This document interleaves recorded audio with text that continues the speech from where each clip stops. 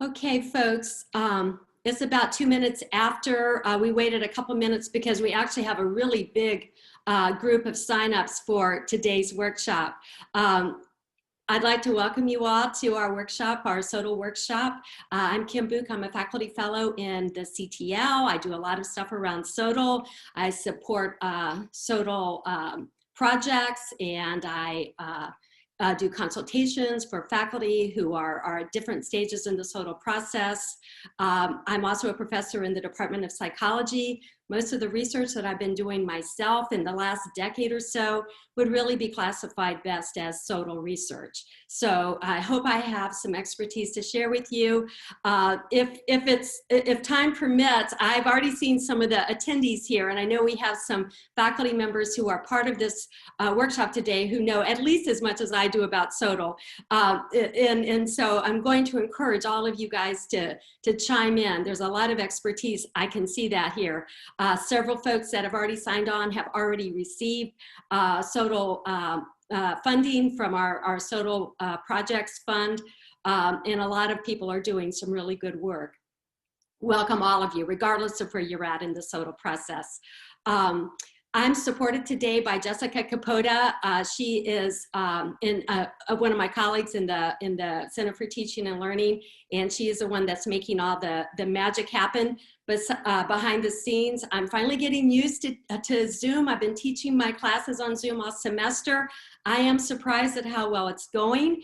And we actually did our first SoTL workshop, the same workshop we did last week for a different group of faculty. We did it on Zoom and it also went well. So I'm hoping that we'll have the same experience. It's a little bit bigger group today, and that's gonna probably mean that we can't do our the introductions in the way that I like to do. Last week we had about half the number of people in the meeting, and so we did kind of share a little bit more about where everyone is at in the SoTL process. I probably won't be able to do that today just to respect everyone's time. But I see your names, and I'm really glad to see all of you, those who I've met and those who I haven't met. I'm really glad to see you all here.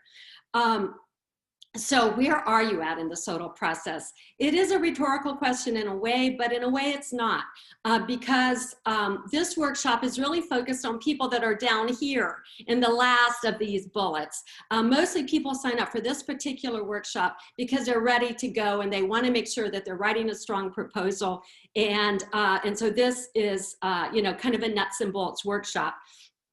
Do watch out though, if you're up here, or even at the very top, the first bullet, if you're really a newbie, if you haven't done SoTL before, and maybe you're not even sure exactly what SoTL is, I do workshops through the CTL that really is more focused on people that are at the beginning stages. And I also consult with faculty individually who are trying to figure out, you know, okay, I'm doing some pretty innovative stuff in the classroom. Does it make sense for me to try to turn that into a teaching project, a SoTL project that would allow me to connect my scholarship and my teaching? So I'm assuming most of you are down here. And in fact, I would love to hear from one or two of you, just to make it a little bit engaging. I'm unfortunately going to be doing most of the talking, but I know some of you here are SoTL pros. Would anybody be willing to share, if you're down here, if you are really already working on a SoTL project, you're planning to submit a proposal in the current cycle, could you just tell us what your topic is? What intervention, what teaching project are you going to do your SoTL project around? I can't see everyone's face while I'm sharing my screen. I can only see a couple of you. So if you are willing to share, would you just unmute yourself and speak out and tell us what your topic is, what your project is?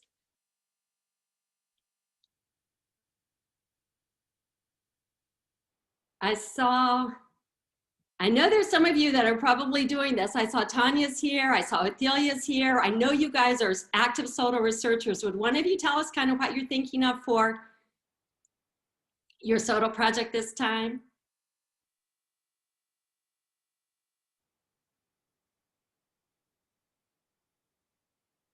Okay, kind of like it is with my students. Late in the afternoon, nobody wants to share. That is okay. I can jump in for 1 minute. Yay. I had my camera hidden, or my Hey, face. Tanya. Hey, Kim. I have a couple ideas, but one thing that I was going to work on, since we're focused on online, my 1110 class, Principles of Biology, is 100% asynchronous online this semester. I'm working with a colleague who's here, Samantha, and we've been looking at our group success. So we've set up small groups in those courses. And one thing that we've seen is a lot of student engagement in those groups. So that might be something that we work on, but we don't know yet. We're still getting ideas. Very cool. I did another summer grant with early alerts a couple of years ago too. You know, I think right now, given what's going on in society, the pandemic, and all of us having to pivot so quickly to try out new stuff, I mean, it makes sense that if we're doing it anyway, why not consider ways that we could turn it into a research project?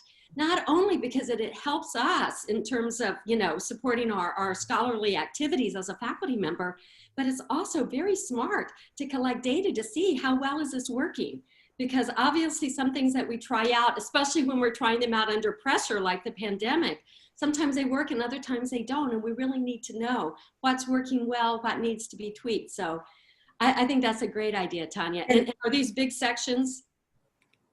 We have sections, we have 5 sections with 145 in each section between the two of us.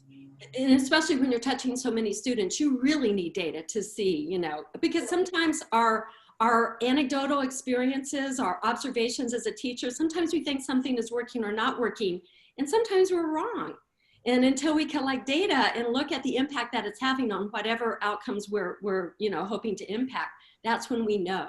And it also allows us to tease apart what is working well, what needs, you know, maybe another try. Thank you, Tanya. Kim, I think I can also briefly share. Oh, yes, good. Hey there. Yes, so I had this idea before COVID. So I want to study the effectiveness of online education for students with various types of disability. And then this COVID hit. So I guess this is a really timely. Oh my goodness, is it ever? Yes, and anything that we do around COVID is new, period. You know, and it's so relevant because everyone is turning to the literature to see what are people doing and what's working. And you want to focus on the population of people with disabilities. Is that what you said, Othelia? Yes. So a student with the various types of disability. Okay, and you have enough of those in your class to turn it into a study or into your classes or program? Yes, at UNCC, we have 800 plus students with disability who are registered with you know. Wow. So you're going to go across departments and across disciplines. Mm-hmm. Oh, good. Those are the kind of programs that are the kinds of SoTL projects that are really being encouraged right now. And we'll look at the RFP that's on the CTL homepage in a minute. But while they welcome any kind of SoTL project, the ones that are really timely, and certainly both of the projects that you two just shared are very timely in our current environment, but they're also large projects that span many, you know, that impact many students, and in some cases span several departments. But we'll look at that. Not to say that your project that you have in mind that you want to write an RFP for, I'm speaking to everyone now, has to have the kind of impact that these two projects have.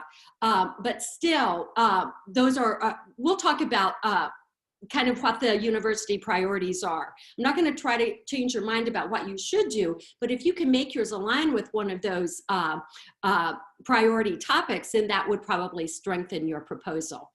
Thank you to Othelia and to Tanya for sharing. Does anyone else have an idea? Because I think when we talk abstractly about teaching projects or SoTL projects, you know, it's kind of hard to connect. But when we hear specifically what someone who's doing this in the classroom, what they hope to turn into a project, it makes it a lot less abstract and easier to visualize. Does anyone else want to share? Hey, Kim, this is brief. Oh, sorry, go ahead. Hey, Kim, this is Megan Smith. Hey, Megan. I have been practicing in the classroom this summer and fall on how to teach about COVID research. Like, how do we research on the topic of COVID and how it affects different social groups disproportionately? And so I did a run through, and I've been working with the library on this. So I'm not entirely sure what this process is about, and so that's why I'm attending this. Okay. But I started like an IRB application and talked a little bit about how I can go back because 12 students in that class happen to take my next class in the order. Oh. So it doesn't go across the departments, but That is what is of interest to me. But it goes across, at least it goes across students over the course of their progression through your major, which is important too. Very good. And we should choose what we're interested in. You know, we're doing research on what we're doing in the classroom. So obviously that should be the foundation of how we choose a project. And maybe you'll get some ideas as we talk and as you listen to others. Maybe you'll get some ideas about how to link them to some of these priority areas that the university has identified. Sometimes it's easier to make those connections than you think. When you look at broad SLOs that the university is focused on, or populations of students that the university is focused on, then we can link it. Even if it's not a direct impact on those students, at least it is you know, compatible, consistent with those larger university SLOs and learning goals. Somebody else was going to share real quick. Who was that? That was me, Harini. Hello, Harini. Hi. So a few of us in the Active Learning Academy talked a few days ago. I think two of them are here on this call, Eric and Bryce. So we were going to do something kind of similar to Tanya's, but slightly different. So we wanted to examine the differences between group work and synchronous versus asynchronous online classes, and sort of consider, you know, what the differences are if that group work is a required part of the course versus an optional thing for them to just work together or study together. So those were the main themes that we were hoping to explore. And are you guys cross disciplines, or are you all on this project going to be within a single discipline or department? Cross-discipline. Okay, that's very interesting. Yeah, cool. And thank you for saying that you're part of the Active Learning Academy. And I saw some other names of people who I know have been in the past or are currently part of that group. It's a fabulous group. And I've actually worked with the Learning Academy members to help them think of ways to turn what they're doing through the Academy into SoTL projects. So, and I think Tanya is someone who started her SoTL career maybe maybe you started before that, Tanya, but I remember you were in the Learning Academy when you and a team of folks from biology received funding to support a SoTL project. So very cool stuff. Well, I know I'm not the only expert in the room here, and I welcome your interruptions as we go through this. I want to be able to see you all, so simply unmute yourself if there's something really important. Otherwise, maybe we'll have some time at the end. We didn't last week have a lot of time at the end, but I'm certainly available for follow-up consultations. And now you see other people. Hopefully you recognize some of the other attendees today. And so these are your peers, and these are people that you can also maybe reach out to share ideas. It doesn't have to be within a discipline. So much of SoTL now is cross-disciplinary. And so I'm glad that a couple of the ideas that you all shared reflect the way SoTL is evolving. You know, early on, if you look at our funded projects on our website, most of the funded SoTL projects were really micro level. You know, a faculty member doing something cool in a course or two. And now you see that most of the SoTL projects have really grown, and the impact has expanded beyond a single course. Not to say, by all means, please don't think that we don't still fund that old kind of project too. And I will show you where, and encourage you to later on when we look at the RFP that's on the website, show you how to look at past projects. And that will give you a really good idea of you know, the range of topics that have been funded. Not to mention, it gives you a really nice blueprint to follow when you're preparing your own proposal. It's really good to look at one that was successfully funded and use that as a model, especially if you find one that is similar in terms of its design or its discipline. Okay, thank you guys so much for sharing that. And like I say, I'm going to kind of quickly talk through these slides, and after I talk through the slides, I'm going to spend most of the time for the workshop looking at the RFP. The RFP is already live, so it's been updated for the current cycle, for the 2021 cycle, and so I hope you've already all looked at that. But if not, I'm going to show you the parts of that website that I really think are important and that can make a difference in a funded versus an unfunded proposal. But first, let's step back and just kind of think about SoTL. SoTL is teaching and SoTL is research. And that's the cool thing about SoTL. It kind of combines, you know, those two streams in a faculty member's life in a way that is synergistic and also exciting.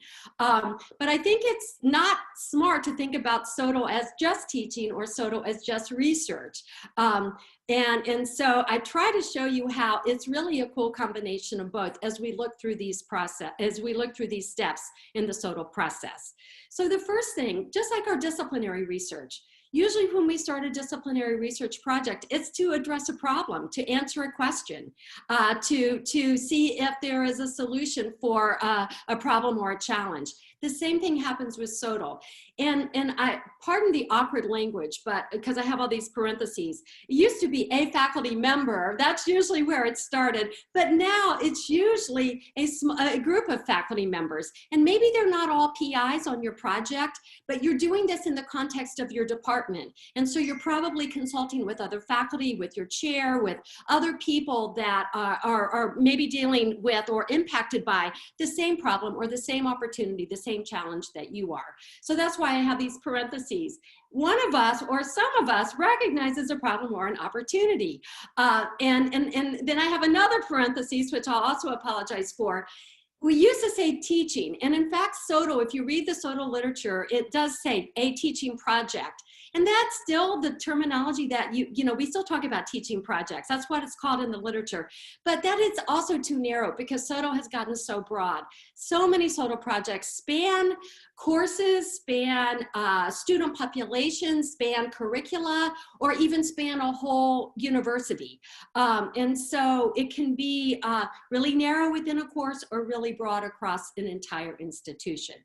But it starts with a problem or a challenge or an opportunity. And then, of course, instead of just saying, what's going to solve the problem or how best can I address the issue, we are good scholars, and so we consult the literature. So we go and we look and see what our best practices.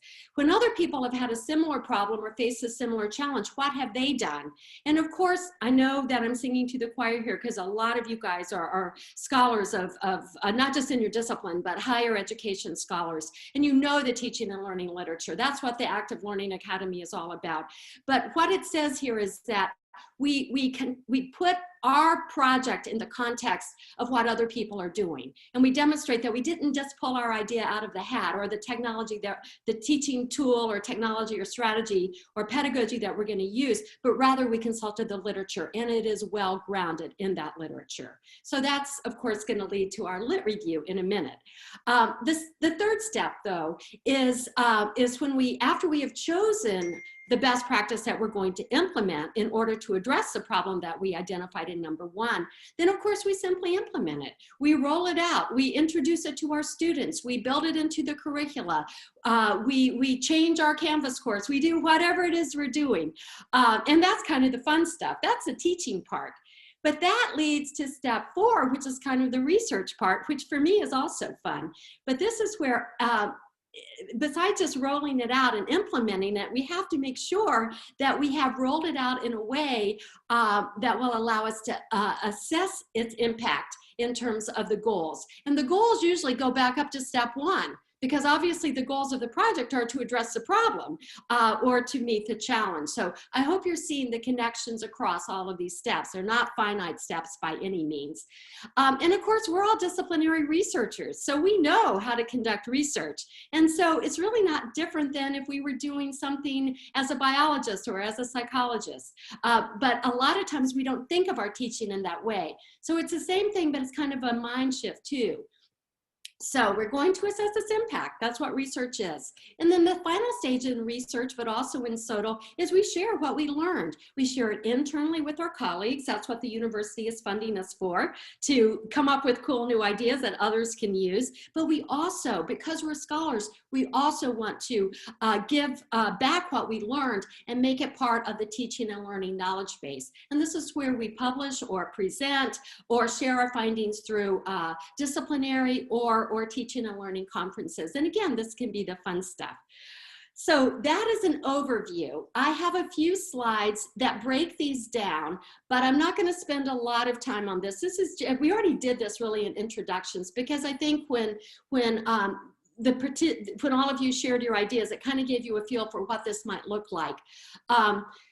Usually, we find that something isn't working in our teaching, or we find that there's something new out there that may be better than what we've been doing. And I think that latter category is more true for people like me who've been teaching for a long time. We don't want to be teaching dinosaurs. We want to be trying the new fun stuff.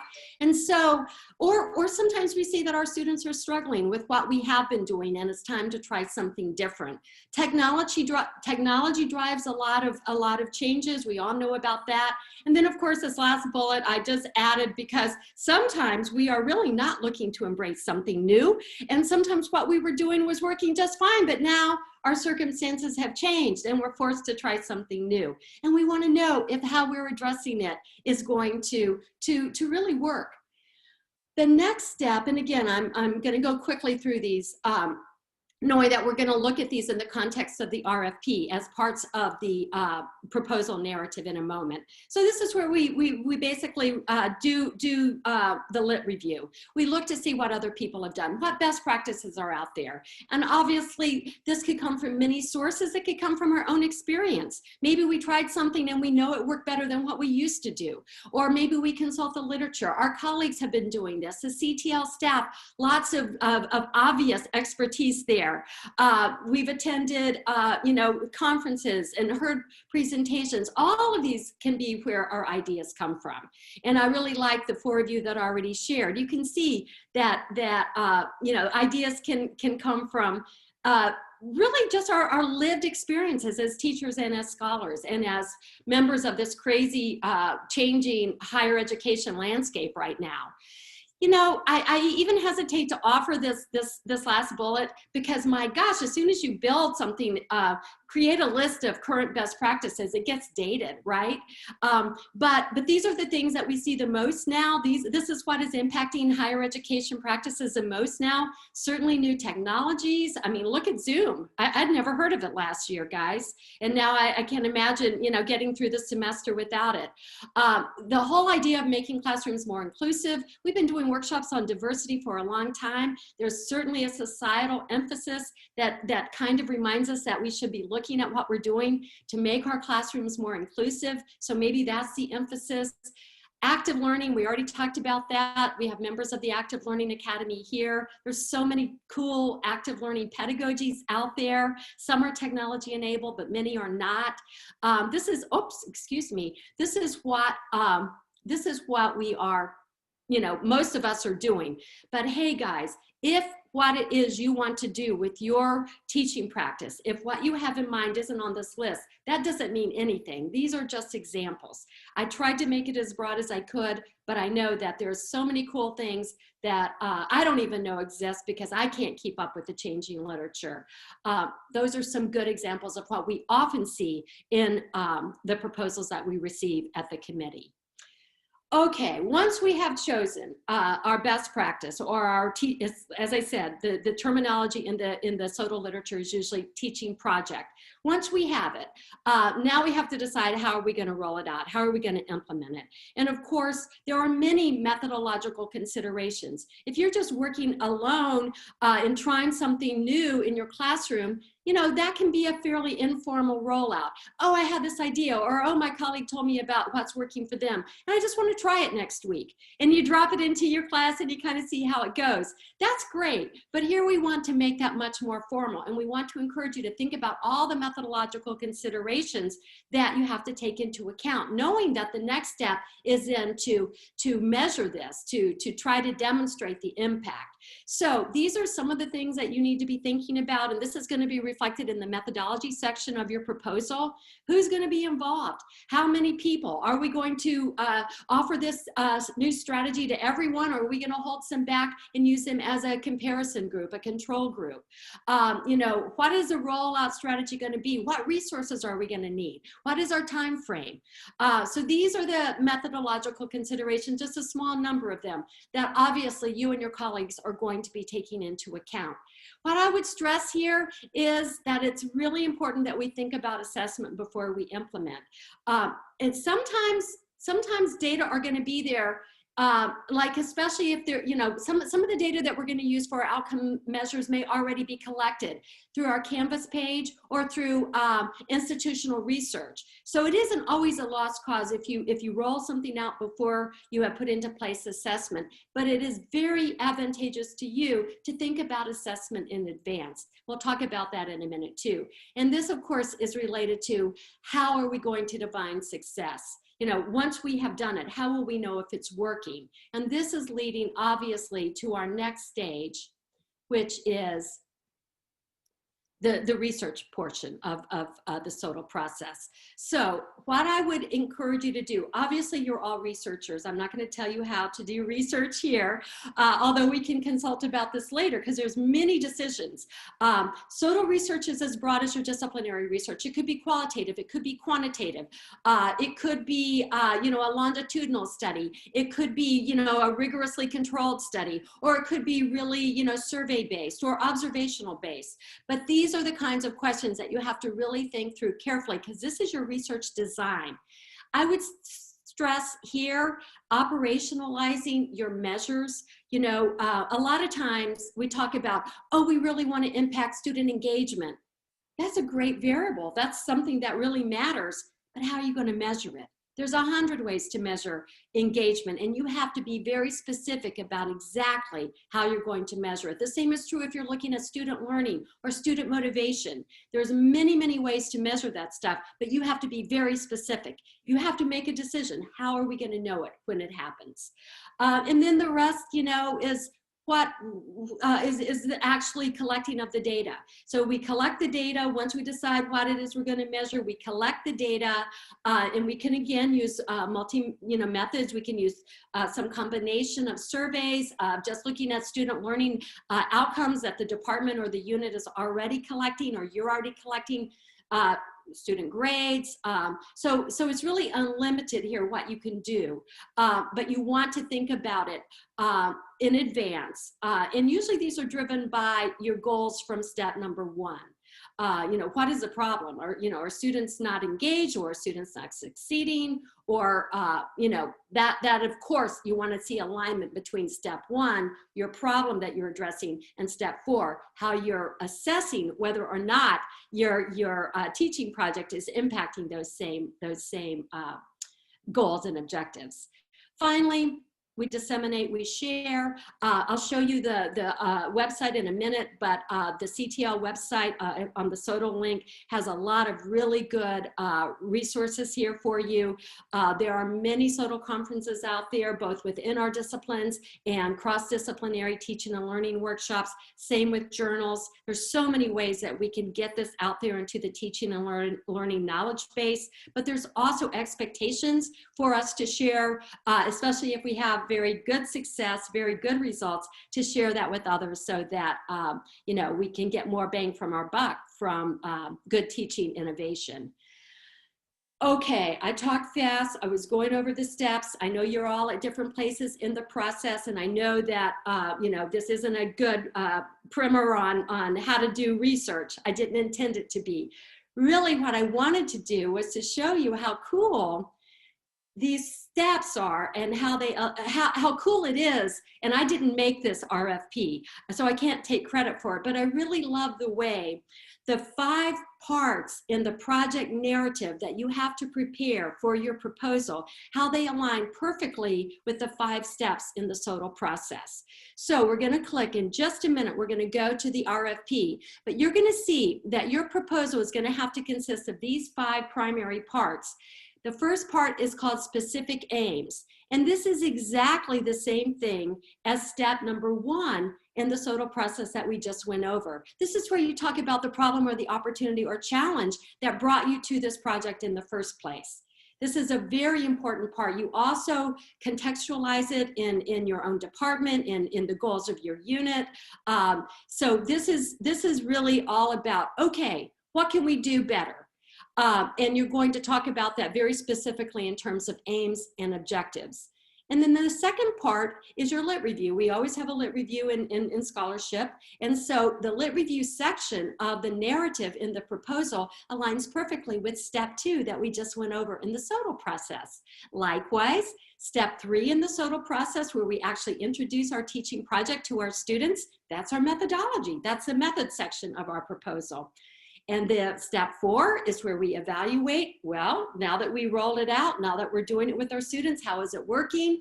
This is the evaluation. This is where we collect our data. And in your proposal, you're going to talk about your evaluation process. How are you going to? What are your variables, and how are you going to measure them using what research design? And then finally, there's going to be a short section. This is the shortest section of all 5, where you, maybe a paragraph, where you talk about, once you have your findings, how will you share them internally and externally? So what I want to do now, I skipped ahead a little bit too much. What I want to do now, and I suspect that all of you have looked already, some of you very closely at this RFP, but if you haven't looked at it yet, this is going to be an invaluable guide to you as you prepare your proposal. So what I'm going to do now is go to the CTL homepage. And of course, there's lots of good stuff here, but the page that we are at now is the SoTL page. And on the SoTL page here, along the left-hand side, I have clicked on grants. So I'm making the assumption that you've already seen it, but if you haven't, this is where you start as you think about preparing your proposal. What I'm gonna do is long. This is the main portion, and it's long, and I'm gonna skip around a minute.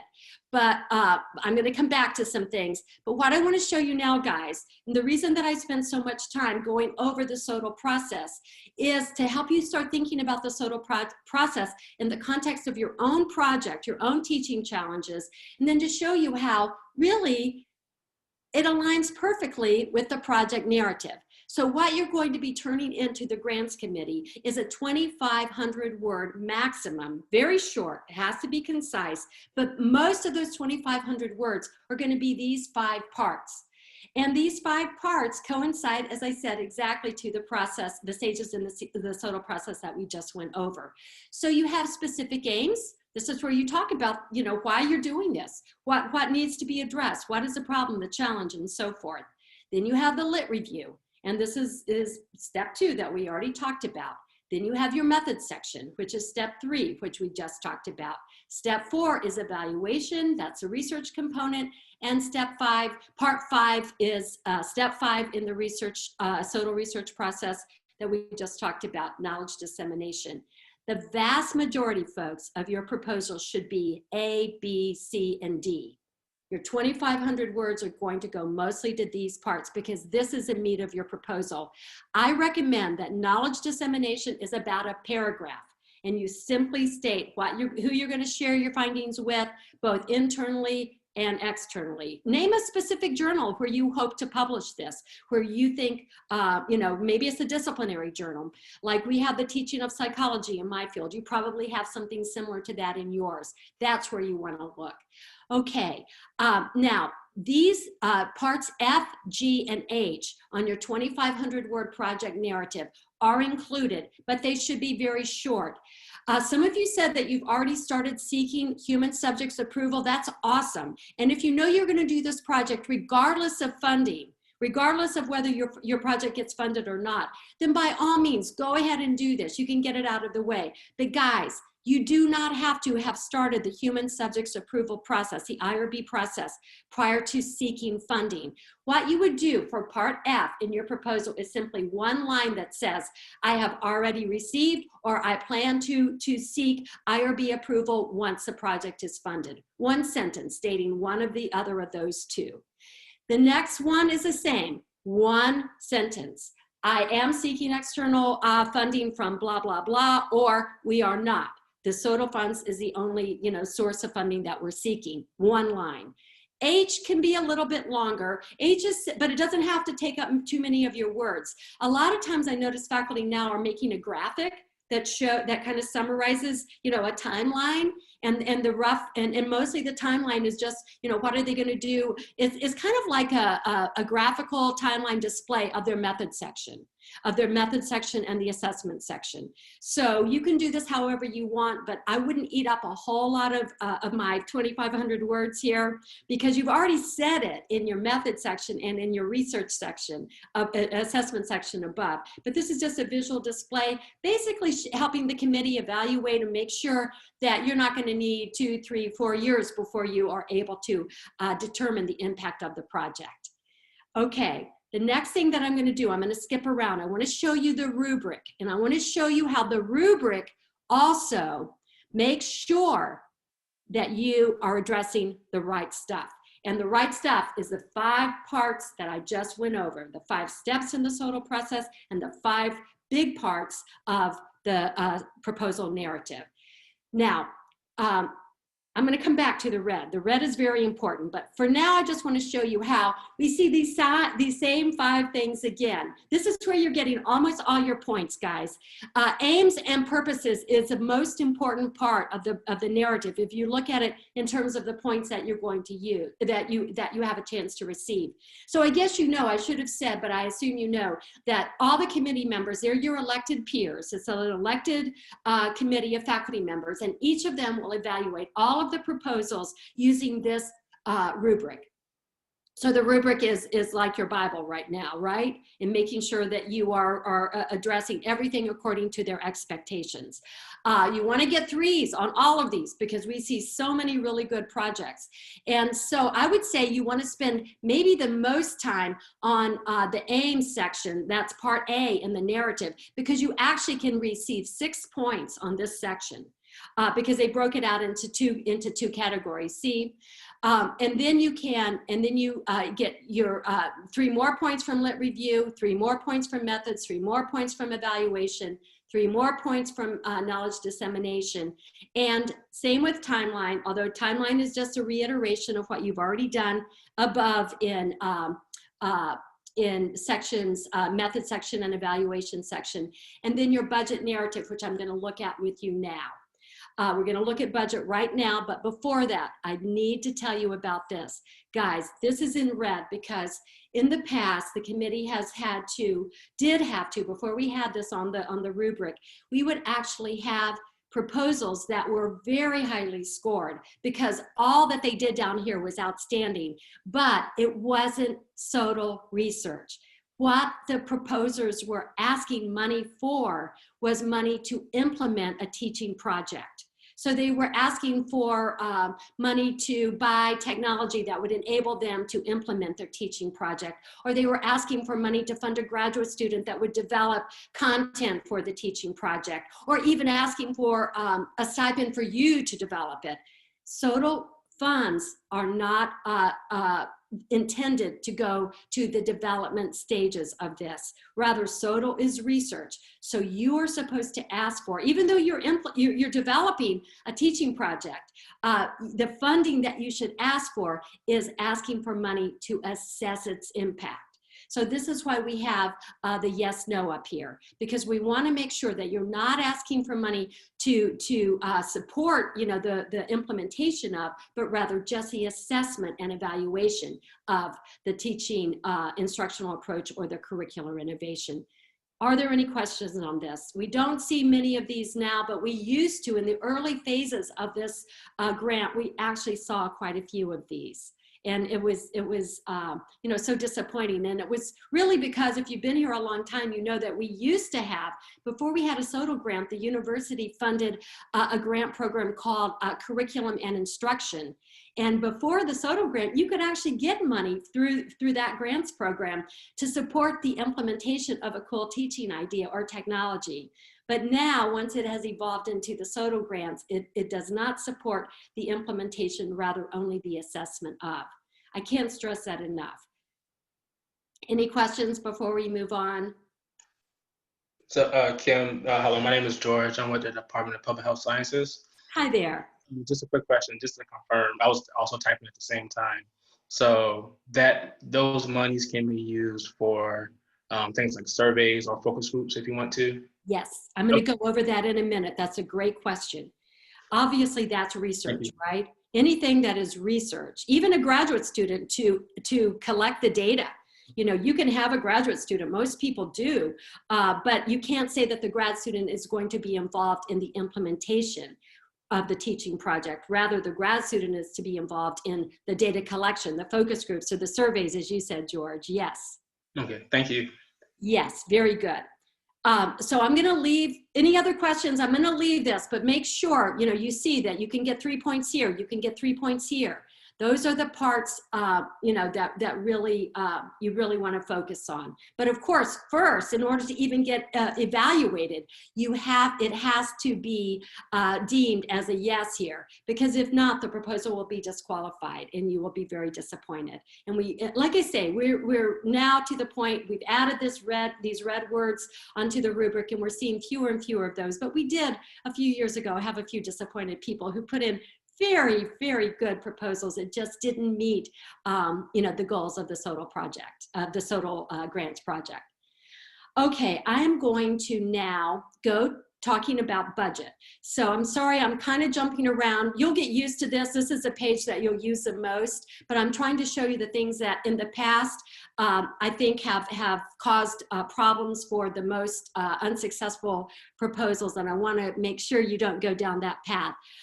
So budget, I wanted to look at budget real quick. So our budget form is exactly the same as if you've had an FRG in the past. It's just a document. It's very, very simple. It's kind of like an accountant form that I'm not even going to look at. Rather, I'm going to click on budget guidelines. I want to tell you a few things about budget. In the past, the SoTL, the whole SoTL project, the whole grants project has received around $75,000. And usually they have spread that money out across as many worthy projects as they can. So even though it says in here that you could request up to $20,000, trust me when I say most of them are much lower. Now, we're not trying to encourage you to not ask for all the money that you need. We're just telling you that our budget, like everything else on campus, is lower this year than it has been. This year, we have a total of $50,000.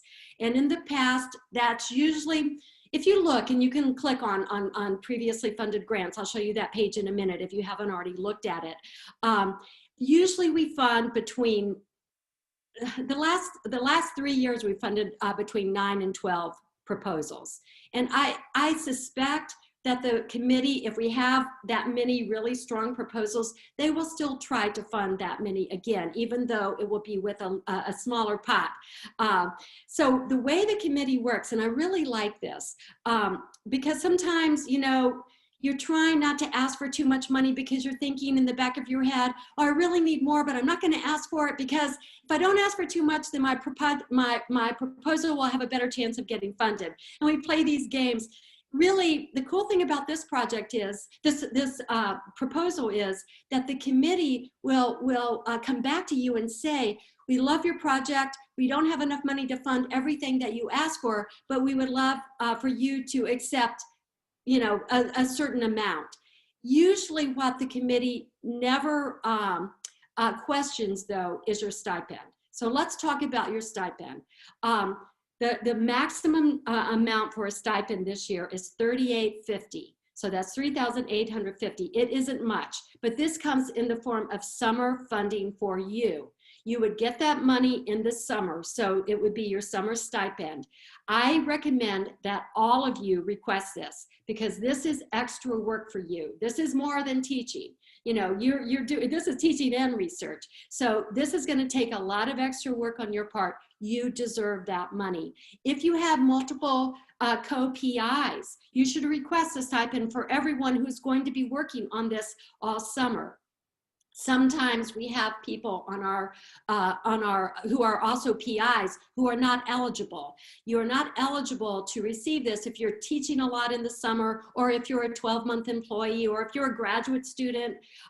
So only 9-month employees are eligible, and you can read in here how you figure out exactly if you're eligible. But most of you know if you're a full-time faculty member, you're eligible, unless you're wanting to teach a whole lot. If you are, you know, or your department needs you to teach a lot in the summer. So you need to think about the stipend first. by all means, ask for it for all of the PIs who are eligible. And if there is a co-PI on your project who isn't eligible, we don't expect them to work for free either. If they are faculty members, then maybe you can request some travel money for them. And travel money is down here. So maybe, of course, we're not traveling these days, but hopefully by next summer, there will be opportunities to travel and to disseminate the findings from your project. So there are ways to make sure that everyone on your project is getting at least something. But the stipend is something that the committee expects everyone to be requesting if you're eligible. If you're not eligible, then you have more of your budget that you could spread across these other categories. Obviously, it depends on your needs. Students. If you need, an RA to assist you, we use RAs in our disciplinary research. It's no different for SoTL. It takes a lot of extra time to run focus groups or develop and analyze surveys and all that. You can ask for an RA, a graduate student, to do that. But in your budget narrative, don't say that the graduate student is going to help you with the teaching or the content development or any of the non-research parts of your project. Request what you need in terms of a graduate student and then indicate that they're going to be carrying out research duties. Is that clear? Really important that all of those, that your request lines up with, the fact that this isn't a curriculum development grant, this is a SoTL research grant. Very good. Any other questions about money, about budget? Just on your budget narrative, just really explain what it is you're asking for. If you're asking for a stipend, you don't have to explain that. But if you're asking for consulting help, you really need to explain that. If you're asking for a GA, probably not so much. Just tell us what you're going to be using them for, how many hours you're going to need them for. Travel, maybe something, frankly, guys, that the committee, well, if you ask for travel money, maybe the committee will say, well, we want to fund your project, but we don't have money that we really want to spend on travel this year. Would you be willing to do it without? It's always up to you. It's always up to you to say no to the committee. No, I can't do it without this money. And that's great. But at least you have the opportunity to take partial funding and still get the project off the ground. Hey, Kim, can I interrupt Yes, you? I'm sorry. This is Alicia. I had a quick question before I drop off to go teach. Sure. $38.50 that you mentioned for stipend. If there are multiple co-investigators, is that $38.50 per investigator or shared? Thank you for asking. Each. Okay. Now, if somebody isn't going to be working full-time on the project, then they might want to, somebody may ask for the whole thing, and somebody else who is a less important contributor may, or somebody who's teaching a lot in the summer or whatever, you can ask for less. Nobody says you have to ask for all of it, but I think the committee expects you to be compensated for your SoTL work, just like if you were getting an FRG for traditional disciplinary research. So it's for each. Okay. Now, some may not be eligible, so they can't fund people who aren't eligible. If some people involved in your grant aren't eligible for the stipend, they may be eligible for some of these other sources of funds. Got it. And there's another question in the chat asking if graduate help is a stipend or an hourly rate. Very good. I'm glad you asked that. I didn't see it. I'm not monitoring it. I'm sorry. The recommended pay rate for graduate students varies across colleges. I know in my college in class, the going rate is a little lower than it is in the professional colleges. Consult with your local department or your college grants administrator to find out what the recommended rate is. You should ask for the full recommended amount in your discipline. And it is not a stipend, it would be here. It would be under student help and wages. And if you look at the budget form, you'll see it broken into those exact categories. Does that answer your question? Thank you, yes. I know it's— Thank you for asking that, by the way. Yes, yes. And I'm happy to pause here. If other questions, I mean, And I'm available, as are other experts. You know, you can reach out to the chair of the committee. The chair, you know, these are our peers that evaluate our proposals, and they're available to answer your questions too. Anyone in the CTL will as well. If you know, if there's something that we don't cover, or if as you're preparing your proposal, if something comes up, shoot me you know, an email if I don't know the answer, because sometimes I don't know the latest budget stuff, since I don't deal with budget issues, you know, for other people. Then I'll get the answer. So thank you for those very good questions. I have a quick question related to student help again. Yes. Is it restricted to graduate students, or can we also use undergraduate students? Thank you for saying that. I really misspoke. These days we see a lot of undergraduate RAs, and we would encourage you to include them in your proposal. And of course, they're usually a little bit cheaper. So go with the recommended rates. You know, if you wanted to pay your undergrad as much as a graduate student, somebody will probably kick that back. It won't be the committee, but it'll be someone in budget, you know, you know, somebody that evaluates how we're spending money, but they have recommended going rates for every discipline at every level. Other questions on budget before we go back, because there are two more things that I wanted to talk about, and I'm happy to look at other things as well. All right, so I'm going back to the main page here, scrolling through. There are two things that I wanted to show you. Actually, I didn't go right to it like I thought I was going to. Okay, let me go through funded projects real quick. I think the very best thing for you to do is to look at previously funded proposals.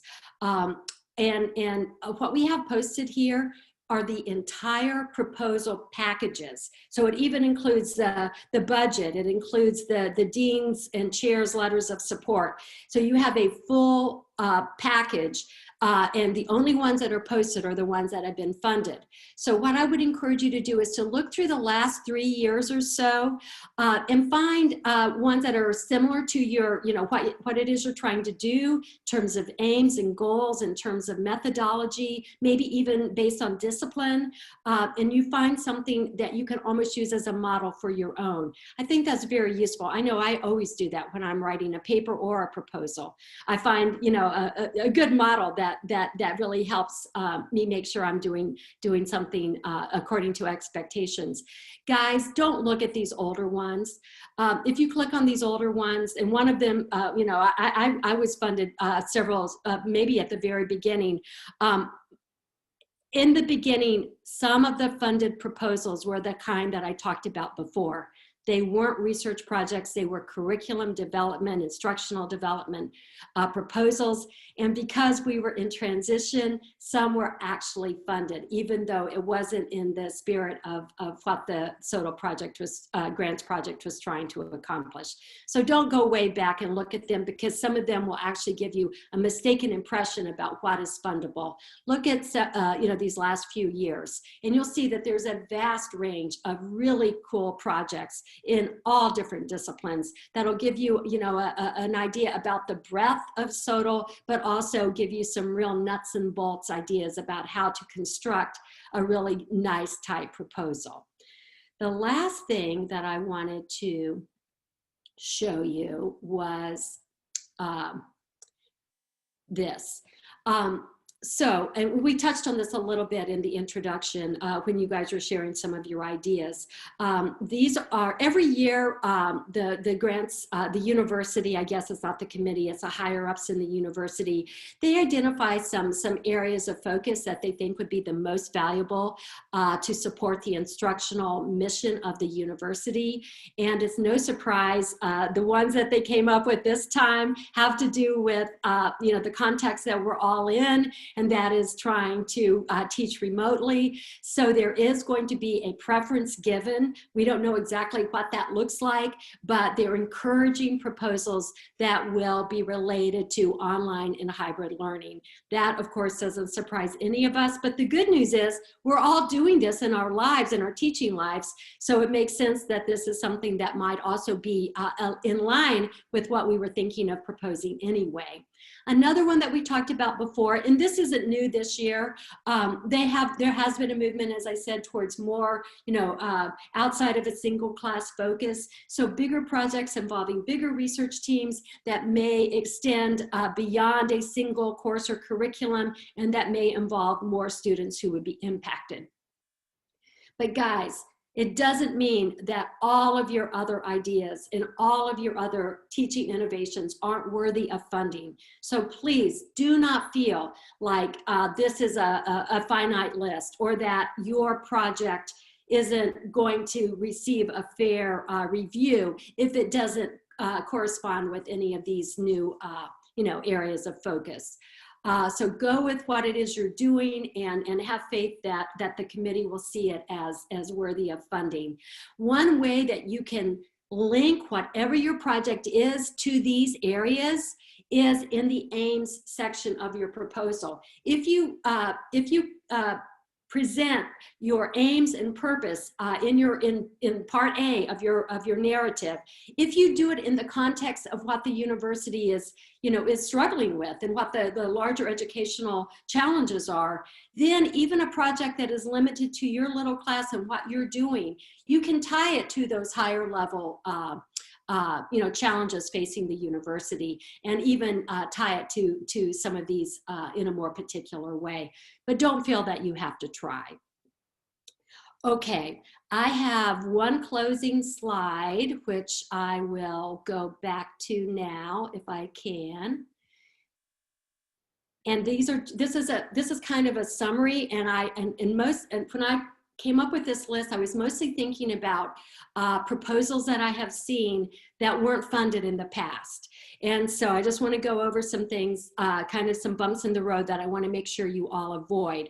So first, make sure all 5 of those components of the narrative, make sure that they align exactly with the 5 steps in the SoTL process, and make sure that those 5 parts of your narrative are the lion's share of your 2,500 words. Make sure, unfortunately, we know this is true in life, but especially in proposals, that we have to follow the instructions exactly. If we don't put the virtual paperclip in the right corner, our proposal won't get reviewed. So make sure that you look at those past funded projects, make sure that when you put all yours together, they're in the right order, they're at the right length. They really will not review proposals that don't correspond exactly to the fine print. The devil's in the details. I hate that, because I've seen really good proposals that didn't even get reviewed. But it's not just this, source of money. All funders are equally stingy in making us follow the fine print. Remember that the grants committee members are cross-disciplinary, and they may not be, pardon that misspelling, they may not be subject matter experts or even SoTL experts. So make sure that you keep that in mind, and you speak to people in a way that no matter what their levels of expertise are, that they will understand what it is you're trying to do and why. And I've already said this before, but I'll say it again, do not request funds to develop or implement the teaching project, only to evaluate its impact. That's the biggest no-no of all. Make sure you link your project aims as much as you can to the university priority areas, but also to other things that matter in your department. So if your department is struggling with a DFW rate, or if your department is struggling with faculty resistance to online teaching or whatever, link it to those larger, areas of that may make the committee see that, oh, this isn't just something you're doing in isolation. Make sure you link your outcome measures in your evaluation section directly to part A. So in part A, you're saying what you're trying to do, what are your research questions, what are you trying to impact? Make sure that your operationalized measures in part 4 align perfectly with that. Do not seek IRB approval. If you already are doing that anyway, that's awesome, but don't feel that you have to, because that's a time-intensive process. And no need to do it if it turns out your project isn't funded and you decide you're not going to do it, at least not now. And then finally, I would say around the budget, ask for the funding that you need to carry out the project. You know, we don't want you to scrimp. We don't want you to say, oh, there isn't that much money, so I'm not going to ask for, ask for everything that you need. But also remember that the committee may ask you to, they may come back to you and say, we'd love to fund you with this and this and this, but maybe not this. Is that still good? And then you can be prepared to accept or decline the partial funding offer that you get. The goal is to fund as many worthy projects as possible.